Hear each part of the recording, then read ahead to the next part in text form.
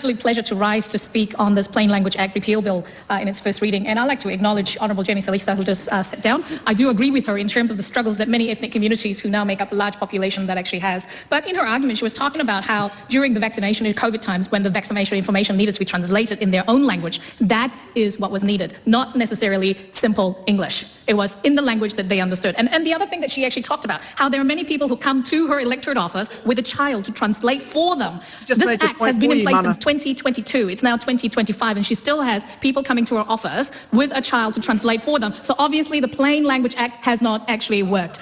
And I think this is the very reason. This doesn't need a lot of time to debate. One of the issues that I had with this Plain Language Act, as a migrant who grew up speaking English as a second language, I could not understand a lot of things. And yes, I was that child who interpreted for my parents. But how many times do you actually see parents going through pieces of legislation? Often it is the lawyers, the accountants, the doctors who actually speak to them, who they don't actually understand in their day-to-day life. It is not legislation or law that requires plain language. As long as it actually makes good language, good act, good law, I don't have a problem with it. One of the advice that I actually got from a mentor many, many years ago when I first began in Parliament, they said members' bill should not cost taxpayers any money. This was a members' bill that is costing taxpayer because they're having to put an officer, a police, to police plain language in our government and our bureaucracy. I completely support this new bill to reduce what that former government actually created. I completely support this bill.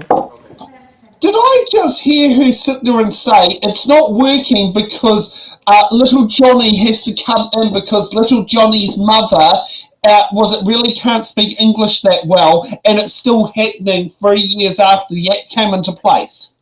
And here's the other thing too, is that plain language can also apply to other languages. Like, you can write it in plain Chinese, you can write it in plain Te Reo Māori. You don't have to use academic language.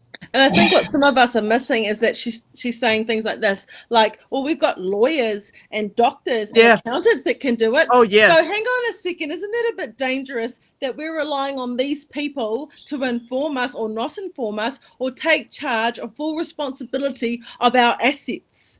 Doesn't that seem a little bit tricky to you? I know.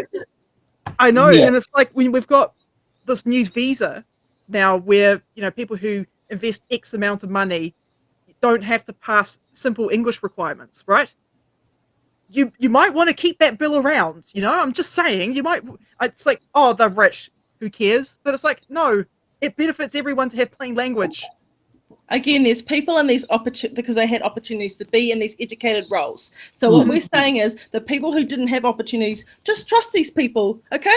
They had a better start. Trust the working income case manager who's lying to you in front of your face and lies to you every time when you don't have an advocate. Exactly it. I can see the strategy here. They're picking on the minorities and they're creating people as the liabilities to society, although it is our society, it is our community, it is our whenua, and it is our land.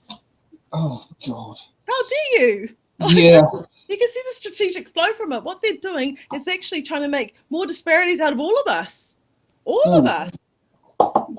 Yeah. Whoopsie. That wasn't meant to happen. Tipping over the glass. Thank goodness it was empty. I just see it coming for Te Reo Māori. I just see Te Reo coming in slightly near the end. Let's get rid of that at the end. Let's take the kids, do whatever we like with them, take away their connection, and let's take away participation and partnership of Tiriti or Waitangi, and then let's start on over here too. Let's help them not figure out what we're doing at the same time. Yeah. Let's make ourselves richer and leave them to be the liabilities and to suffer, which we're already doing. And we've been doing that for a very, very long time. And I've had enough of it.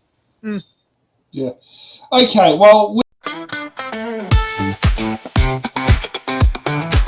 Thanks for watching. Make sure you're subscribed to our Facebook, YouTube, Twitch, Instagram, TikTok, News Guide, the Order, Paper